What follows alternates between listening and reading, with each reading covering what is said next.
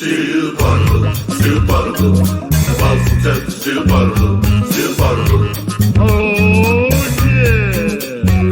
Still Poddable, still Poddable. The Boston Celtics still Poddable, still Poddable. Man 18. J. King, Jam, Packard and the B-Rob. Still Poddable, still Poddable. The Jay-Z, White in the catalog. Still Poddable, still Poddable. The kids are legends, the gods. Still Poddable, still Poddable, still Poddable. The Boston Celtics still Poddable, still Poddable. Oh yeah.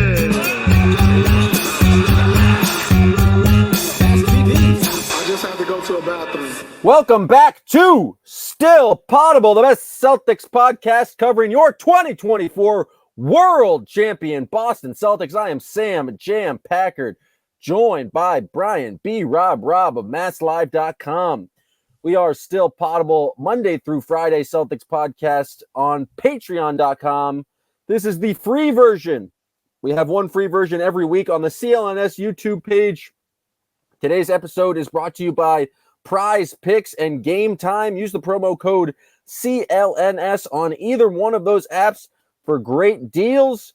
And if you enjoy the podcast today, please go to patreon.com/stillpoddable and subscribe today for, again, Monday through Friday Celtics content. We got great pods every single day throughout the entire summer, and we'll be building back up for the Celtics title defense. And B-Rob, perhaps the star of the Celtics, might have a little fuel to the fire, a little fuel in his belly, because Jayson Tatum once again did not play. Let's talk about, I think, the Tatum angle second, because it was, if you remove the Tatum part of it, a very, very thrilling basketball game. So the Team USA coming back down 15 against Serbia in the semifinals to win that game. If I'm being honest, in watching in the second half, or mostly in the fourth quarter, I had completely forgotten about the Tatum thing. I was just like, can these guys pull off the comeback? Yeah, I mean, if you listen to Steve Kerr, it was one of the greatest basketball games that he had ever been part of. I think that was... all saying that. Durant saying that. Curry saying that. I mean, I think that's pretty wild to say. It was a far more entertaining basketball game than everyone expected, but this wasn't like a masterpiece of all masterpiece. I mean, Serbia got hot as hell. USA didn't switch, didn't defend well for a lot of this game. And then they got their act together in the fourth quarter and buckled down. Embiid came alive. LeBron did LeBron things. Everyone kind of checked the boxes. Curry, Durant, all great. And they won. It was great. It was compelling. But this greatest game ever garbage is a bit much. Are you saying that those guys are prisoners of the moment? I've seen many videos I've seen of Kevin Durant being like, you got to celebrate this. Everyone's going to remember where they were for this game. They might be a little bit too much captured in the moment right there. Just a little bit. But no, I mean, it was good. This is what I thought we were going to get more of this tournament with all these teams, the Canadas of the world and the Germanys and whatnot. Now, we see those two teams get knocked off. But yeah, Serbia, they had some pride here. They put up a good fight. Bogdanovic is legit. I think I've always had a lot of respect for Bogdan there, and I loved how he was. Did you like the going at Melo? Did you like just is there a history of beef there that I'm unaware of? But that was great. Like going after him, if he's going to sit courtside and be vocal, then why not go after him? Yeah, I mean, I thought it was fun to see the U.S. team go up against an actual opponent, and play in a close game. It turns out if you surround Jokic with a bunch of guys who can knock down threes, it's probably going to be a pretty good strategy. And Serbia came out very hot to begin with, and it felt like the United States defense were like very concerned about Jokic, and we're like, we're going to be fine with Bogdanovic or Micic or other guys' names who I don't remember and probably can't pronounce, knocking down threes. And Serbia definitely... Vrahovic? Yeah, another Vic. I'm sure there's many Viches, Dobric. And it felt like the USA was kind of like fine with that. They really just didn't have anything going on the offensive end and didn't really pick up their defensive intensity until they're down 15 headed into the fourth quarter. I will say it was very cool to see on consecutive possessions. It was like Steph 3, LeBron bully ball to the rim, and then Durant with the long jumper to seal it. Like, that is what I think that this team has been about. It's mostly been about those three guys, and it was cool. I think in that moment, it's like, oh, they're challenged. They've dug themselves a hole. Can they bring themselves back? And so to see the emotions and all, like, those guys after the win playing together, it was just, I don't know. I had fun watching basketball this afternoon, which is, I guess, all you can ask for in the Olympics. Yeah, I mean, Steph was incredible for most of this. I mean, they would have been down by 25 in the first half, probably, if it wasn't for him. Just he had 9 threes. Right. He was the only guy that could hit. And the USA was just getting nothing in the paint early on. I don't know, like, they weren't even going there. But everyone else was pretty much ice cold across the team. But yeah, the sequence between that and, I mean, the huge surprise for me was that Embiid showed up in the fourth quarter. Embiid was great he scored 7 straight points there, was solid on defense. He kept giving, I don't know what the coaching decision was, but they just kept giving a switch to Jokic. Like, Embiid would switch off Jokic, and then Jokic would get like one-on-one against either Durant or Devin Booker. And I was like, that doesn't seem like good. So, like, why are we just giving this so easily? Other than that, and like a turnover here and there, Joel Embiid showed up, and I've taken a lot of shots at him and will continue to take a lot of shots at him. But when he performs well, you have to give him credit for that. Were you kind of rooting for him have a collapse in those last 5 minutes, them to lose, and Embiid just to be the pure scapegoat?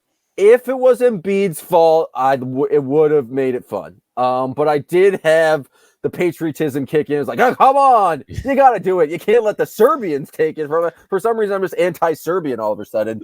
But yeah, no, it is harder to root for Embiid when he's on the court. But I thought he did a solid job. And it's like weird. Like, the lineup eventually worked, the closing lineup that Kerr went to. I mean, it's weird because the United States team won the fourth quarter 32-15.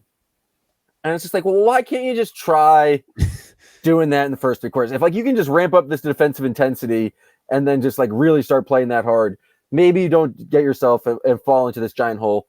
Because it's all the old guys. It's like LeBron doesn't play defense unless he has to play defense. Same with Steph. Devin Booker, can try, but he's just not a good defender anyway. And so you just, if you're relying on those guys for most of the game, it's like they're not going to show up defensively most of the game. And same with Embiid. Like, Embiid too, like, from an intensity standpoint, he was at a far different level in the fourth quarter, whether it was rebounding or just, being aggressive with his positioning. So, it all came together. It made for great drama. It made for, like, what a day in Olympic basketball, which we'll get to in a bit with the France Germany game. But it was fun. Like you said, to see those icons kind of put together back to back there. For the greatest game in basketball history. For the greatest Olympic game. Remember where they were on August 8th, 2024. I can remember like 3 Olympic games off the top of my head that were better than that game. Like Spain, USA. Yeah, Spain, USA 2008. Like, that was like far more compelling than that. I guess, Serbia was up. I guess USA had to fight back from that far. But as far as like talent and level of execution, certainly those teams are far better than this Serbia team. Even though they kind of help the fight. Prize Picks is America's #1 daily fantasy sports app with over 5 million active members. Prize Picks is the easiest and most exciting way to play daily fantasy sports. Unlike other apps, on Prize Picks, it's just you against the numbers. All you do is pick more or less on 2 to 6 player stat projections and watch the winnings roll in. Get in on the daily action with your friends and become part of the Prize Picks community today. You can now win up to 100 times your money on Prize Picks with as little as 4 correct picks. You can turn $10 into $1,000. With the finals over, the hoops action doesn't have to stop on Prize Picks. Women's basketball is still heating up with stars like Caitlin Clark and Angel Reese looking to make names for themselves alongside greats like Breanna Stewart and Asia Wilson. You could win up to 100 times your cash watching them ball. Download the Prize Picks app today and use code CLNS for a first deposit match up to $100. That's code CLNS on Prize Picks for a deposit match up to $100. Pick more, pick less. It's that easy. And so the bench, which I think had been a strong point for the United States in this tournament up until today, did nothing. Kevin Durant scored 7 points in the fourth that were like very important, but then Bam, Anthony Davis, Anthony Edwards, and Derek White really didn't do much.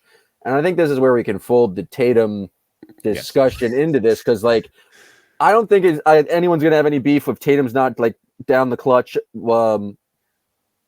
playing like with that closing lineup. Like obviously it's Steph, LeBron, Durant, Embiid's giant. You need someone to go up against Jokic, but he doesn't play again against Serbia. It's the same team. Those matchups, Packard. Those Serbia matchups get Tatum every time. Don't really get it. Like I was trying to figure out, like maybe they play Anthony Edwards and Devin Booker because you want some faster guys on some guards, but then you also have Derek White to do that. You have Drew Holiday. Anthony Edwards was just bad in this game with just like turnovers, gambling on defense.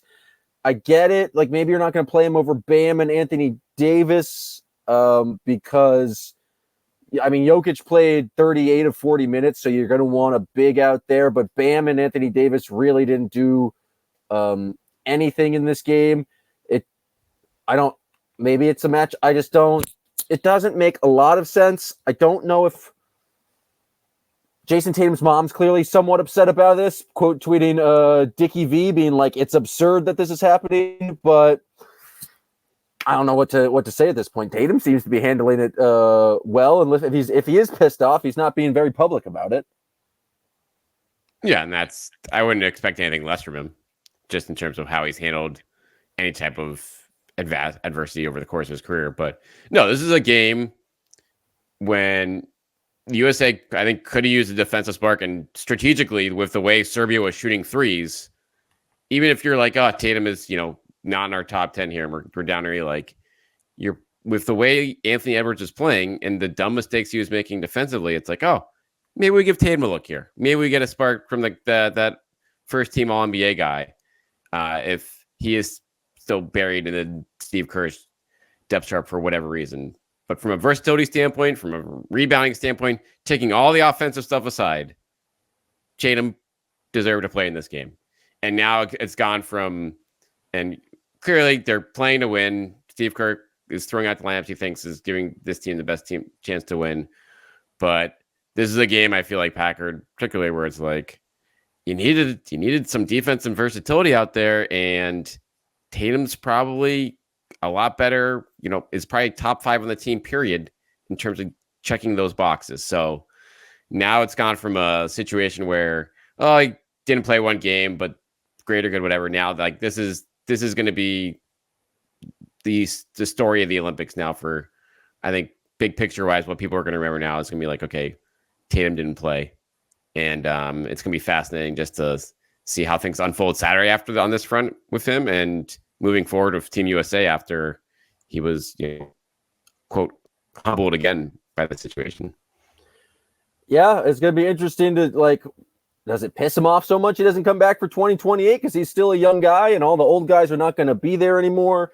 What happens if he plays on Saturday? I feel like he's probably going to play somewhat on Saturday, but I agree with you. The second quarter, when things are not going well, maybe it's not time to bring back Devin Booker or bring back Anthony Edwards. It is shorter quarters. Like, there's less opportunities, and maybe you just want to go back to the starters. Like, it's not like the bench played a lot of minutes. I mean, Derek White only got 7 minutes in this game. Davis and Adebayo only 10. Yeah, like he trimmed the rotation in the second half. Like, it was more of a, which you get, but still, like, there's still plenty of opportunities here.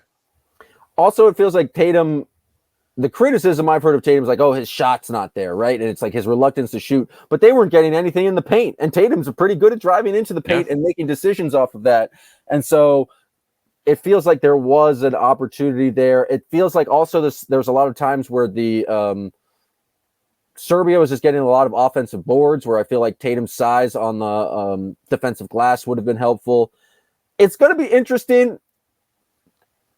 I feel like it's going to fuel him. Not that I think that he necessarily needed it, but with this and Jalen, I got to give a nice tip of the cap to Steve Kerr for allowing the two Boston Celtics, basically tip the cap to all of USA basketball for pissing off this defending champ Boston Celtics, making sure there's no complacency heading into the defense of the title run.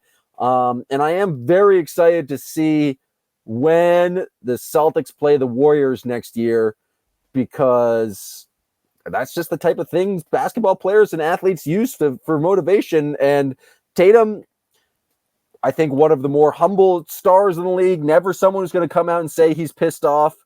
But definitely this has to just be he was an all-NBA player for 3 years in a row. This has to piss him off. You can see him. He's not like Tyrese Halliburton on the sideline. And I think some people might give him shit for that, where Tyrese Halliburton's the ultimate cheerleader and is very thrilled to be there. And I think to expect Tatum to be that same way, Tatum's just never been like that. He's not a huge sideline guy. He's often the guy on the bicycle, far removed from the team. He's not the biggest hoorah guy on the bench. He's not Malik Fitz over here. But I think that he's got to be pissed off, just pissed off a little bit, and he knows there's gonna be some attention on him, and he's not going to show it. But I do think this is what athletes do. You take small slights and you use them as major motivation heading into next season. Yeah, and this isn't a small one. This is, I think, a gigantic one in terms of being on a worldwide stage, if nothing else. And so I'm putting it to you. This is going to probably be. We'll spend a whole podcast on this later before training camp. But right now, in your head, Packard, who has the bigger chip on their shoulder, Tatum or Brown, based on how this is played out here heading into next season? That's a good question. Is it better to be invited but then not allowed to dance, or to be not invited at all? See, I think they're going to try and save face with France, and he's going to play a little bit against France. They're going to try to make it not a story. Jalen's is going up not against all of UA basketball, but all of USA basketball and all of Nike. I feel like Jalen has more spite in his heart, and so he has created a bigger chip on his shoulder than Tatum will have. I agree with that. There's more fuel to fire, and yeah, and Jalen just has a track record, I think, of using those slights even more than Tatum has. So, but that is Tatum has a big history of people being I don't think this Tatum guy is very good. His whole life, people have been so this is probably a first in Jayson Tatum's career of him not even getting an opportunity. In the past, it's been his performance didn't rise to the level that maybe we thought it was, but that you can he's reflected on that after the Warriors series, he was I'm not sure if I'm good enough, but that is a reflection on you trying your damnedest and coming up short. This is not even getting the opportunity, and so I'm very curious. I don't know when it's going to come out. Maybe it's 5 years from now. Maybe it's 10 years from now. But the unfiltered Jayson Tatum on what his feelings actually were in this moment, I'm going to be fascinated with that, because I feel we never get a great peel back look into what Tatum's actually thinking. And so I think it's rare. I'd be shocked if we got a kind of a look at this anytime soon. But I would love to hear what his private conversations are with his trainers, or with Brett Hampton or things like that. What's going on? He's got to be pissed off. Yeah, no, there's no doubt. And it's just, I do think, the magnitude of just how loud this is. I can't even think of a comparison in past Olympics where there's been a player of this caliber who has been sad just to sit, based on merit, compared to the rest of the rotation. I know this is a very loaded team, but there's still, I think, more than half this roster, including a couple of Tatum's teammates, that he should probably be playing over consistently. And so for that to kind of be to be this drawn out, and be this much of a story in a game where USA could have lost is just it's just a fascinating subplot to this Olympics heading into next year. I saw this story recently, but in '96, Shaq only played 2 minutes in the gold medal game because it was David Robinson's last Olympics. And he was so pissed off that he threw his gold medal out the window driving. Wow. Home. So there maybe is some of this. He played in all the other games before that, and it was like... And at least got in. Like, no one remembers that. And I guess you looked it up, but like... I had recently saw it, but that's also... It was 96 where... It was clearly not a competitive Olympics, and they were blowing teams out, and so slightly a different thing where it's feel like that was just a gift to David Robinson to kind of end his career. It wasn't like they were thinking, "Oh, Shaq, you're not good enough to help us win these games." So totally different. I do not see Jayson Tatum throwing a potential. Maybe he'd throw a silver medal out the window. Like if they come up short against France, maybe he doesn't hold on to that. But that doesn't seem like it's within Jayson Tatum's personality. He's on Instagram. He's posting all the team photos of them like hanging out on that cool Parisian stoop, which I don't know how they found it, but they're taking multiple pictures there. It was a cool look. I do like those Instagram photos. Surprised fans aren't camping out there unless that's just closed off. Yeah, did they clear that off? Yeah, they must be closed. Security must have that wrapped up for them. Too? Like it was like the go-to stoop for pictures of the basketball team of like we're gonna have a bunch of 6'8" guys hang out on giant stairs. We got the perfect place in France. So we'll see. It will be interesting. Well, here you go. Going into Saturday, Packard, I know how Tatum can get back into the rotation. He goes into Steve Kerr's office on Friday and says, "Listen, this Gershon Yabusele guy, I guarded him. I know him. I know what he's got. It's all he likes to use his ass, and I put on some muscle, a few pounds. I'm not sure how many exactly. 10, 11, 12. I won't tell you anything about Gershon unless you can guarantee me at least 7 minutes." Hey, do you know what's fun summertime activity? Going down to Fenway and watching the Red Sox play baseball. I did it a couple days ago, and it was a lot of fun, and I got there using Game Time. Game Time is an authorized ticket marketplace of Major League Baseball, which makes getting tickets faster and easier. Prices on the Game Time app actually go down the closer it gets to the first pitch, and with last-minute deals, all-in prices, and views from your seat, and their lowest price guarantee, Game Time takes the guesswork out of buying MLB tickets. If you went on Game Time, you could have seen the Boston Celtics celebrate the World Championship with the trophy. Joe Mazzulla looking like a second baseman there. Game Time is the absolute best place to get last-minute tickets, flash deals, zone deals. It's easy to find and buy MLB tickets for any other kind of event in your area. You get to view seats from the venue. And again, that has that lowest price guarantee, event cancellation protection. It's got everything you want, including zone deals, all-in pricing, and ticket coverage. So take the guesswork out of buying MLB tickets with Game Time. Download the Game Time app, create an account, and use code CLNS for $20 off your first purchase. Terms apply. Again, create an account and redeem code CLNS for $20 off. Download Game Time today. Last-minute tickets, lowest price guaranteed. But we got to talk about Yabu. Yabu, the leading scorer for France, 17 points, 7 boards. France upsets Germany, and they'll be playing for the gold medal game.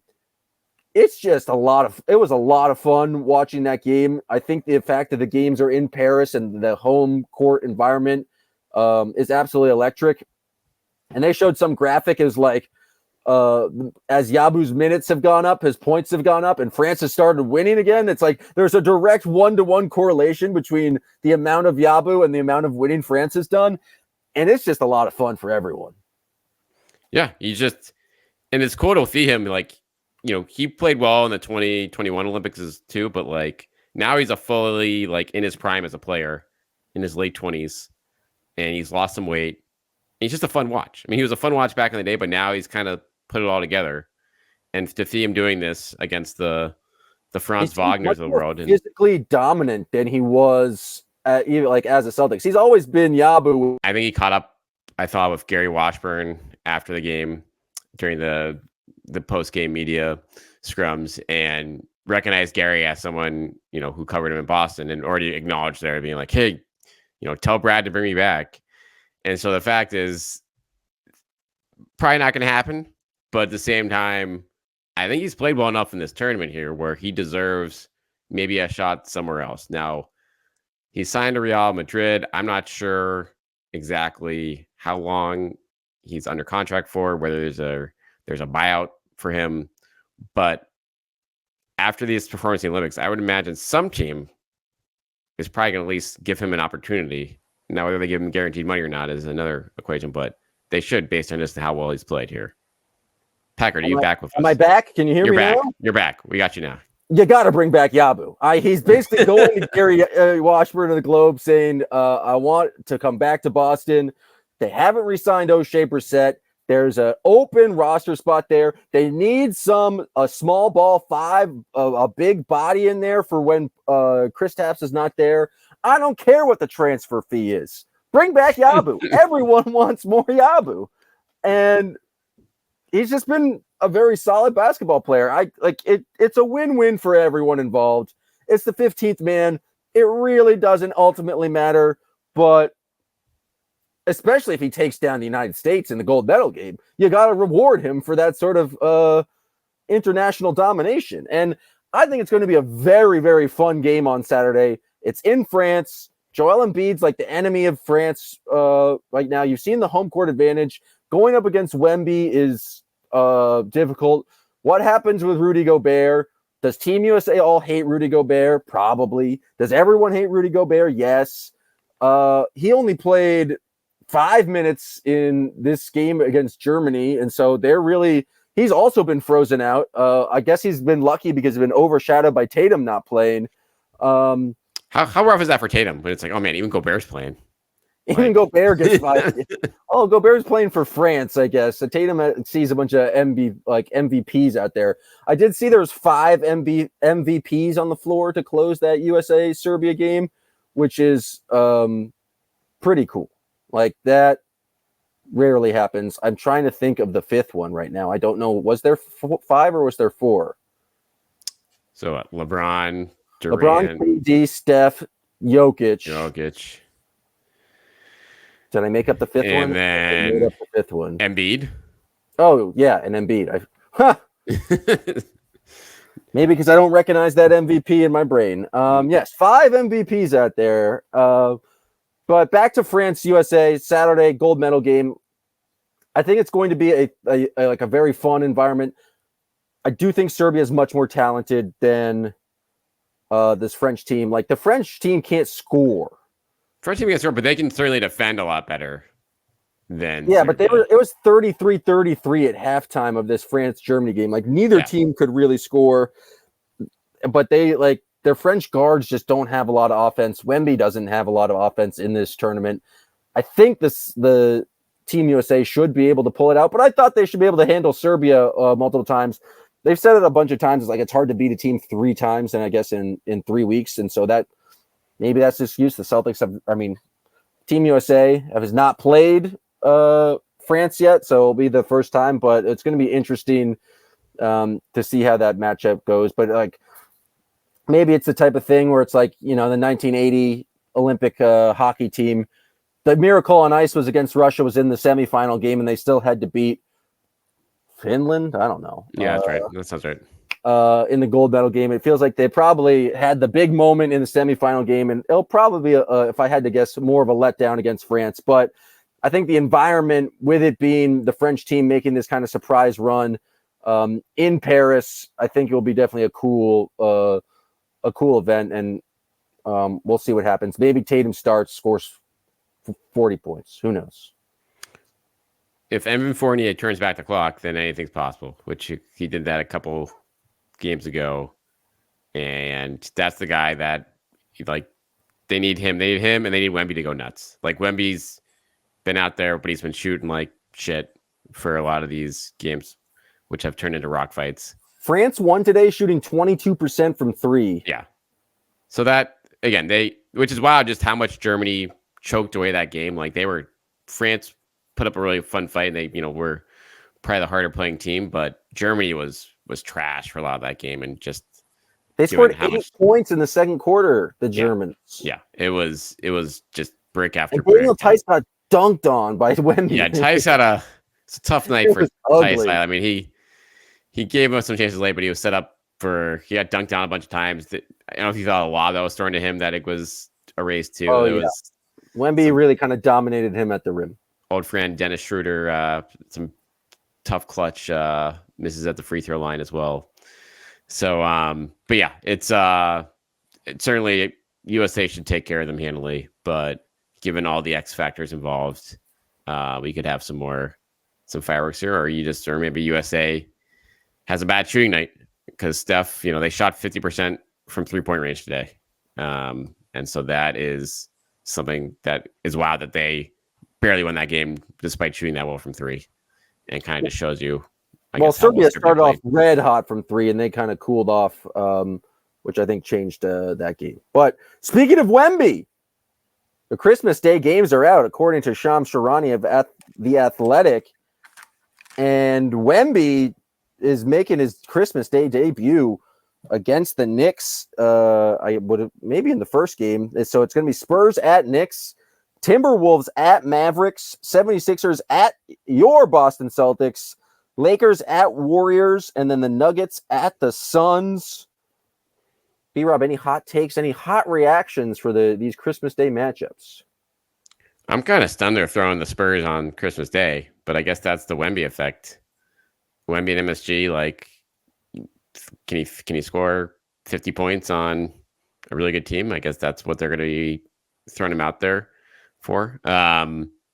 I am interested to see, will that Celtics game get the prime 5 p.m. window, or is that reserved for Lakers Warriors? That'll be the Lakers and the Warriors aren't going to be good. That's the thing. It's going to be the play-in tournament. But will they get higher ratings than Celtics Sixers? The question is, maybe not, because the Sixers, that's going to be, if that's the first time those teams play during the season, which is very much possible for a Christmas game, that would be must-see TV on Christmas Day for the East. I think it's going to be a very good game against the 76ers. I've completely forgotten that the 76ers added Paul George. And so there's going to be much more spice to that game. I've just not really, registered that.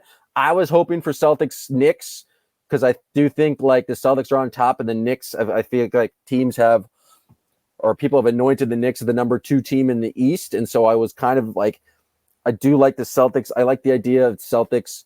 For some reason, I like the idea of Celtics at Knicks in MSG on Christmas Day. But if the Celtics are defending champs, they should probably get the Christmas Day home game. I was also surprised by the Spurs. I feel like the Bucks kind of got insulted here. Yeah. The Thunder definitely got insulted here. And I guess you're going for more sizzle. I've heard people saw some commentary be like, oh, they got to go for the big markets. Well, then you're going for San Antonio? Right. It's I don't know. I think the Bucks deserve to be there. I think it would make sense to have 4 teams in the East and 6 teams from the West. I get the Lakers and Warriors. They have LeBron and Steph. They're not good teams. Neither of those teams are going to be good. And I don't think, maybe it's blasphemous to say that they shouldn't be on Christmas Day. They shouldn't be on Christmas Day. It should be Bucks at Knicks and then play the Spurs against the Thunder and display your best basketball players. And you should be striving to have the 10 best teams play on Christmas, not just the 7 best teams, Wemby, and then 2 aging stars. I know the Lakers and Warriors have 2 big markets, but they're not going to be good teams, and that's not going to be a compelling basketball game. It just doesn't make any sense to me. They're worried about the NFL. You got to put on the biggest stars to go up against NFL games. But have faith in your product of put good basketball on. I agree with you, Packer, but that's just the LeBron, no matter, they're going to, even if you won't see LeBron or Steph Curry get bumped from any TNT games as if those teams, fall out of it. And that just shows you the reach those guys still have, even as they go past their primes. But as we see in these Olympics, they can still put up some pretty memorable games. And that's what they're going to be banking on ABC, that people, who cares if it's a couple of 500 teams, we just want to see those guys play. But will it?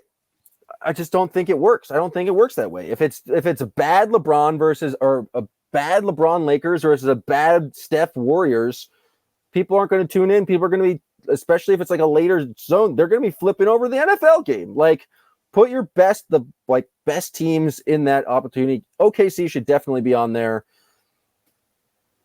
Is it silly to care about this much about a game that is scheduled for 4.5 months from now? Maybe. But that's the kind of if the news is released today about the NBA schedule, I'm going to react to it. And we got the news about 10 minutes before recording. So bad job, NBA. Bad job. Well, I'm looking forward to the full schedule coming out. I'm guessing next week at this point, if this is leaking now, we'll probably get that. And then we'll review every game. We'll go week by week the rest of the season. That's the Still Poddable promise. If you're listening here on CLNS and you want game by game breakdown in August of every game of the 2024-2025 season, go to patreon.com/stillpoddable. If you want just normal basketball analysis, you can also go to patreon.com/stillpoddable. We are churning out podcasts every day for you, Monday through Friday. It's a very cool community over there. Join on Patreon. We got chat going on. We do mailbags all the time. It's very interactive. And we enjoy all the feedback we get from the listeners. And so we really appreciate everyone for listening. And we'll be back on Sunday, pod ready for Monday morning, reacting to whatever happens in the gold medal game. Will it be a Jayson Tatum redemption? Will Jayson Tatum take the microphone at the end of the game and promise revenge on Steve Kerr? Maybe we'll get a schedule next week and we'll be able to circle the Warriors games. And so we'll get to be able to figure out when Jayson Tatum gets his actual revenge on Steve Kerr. Who knows? But whatever happens, we'll be bringing it to you here on Still Poddable. Thank you guys for listening. We'll be back next week. Still Poddable, the Boston Celtics, still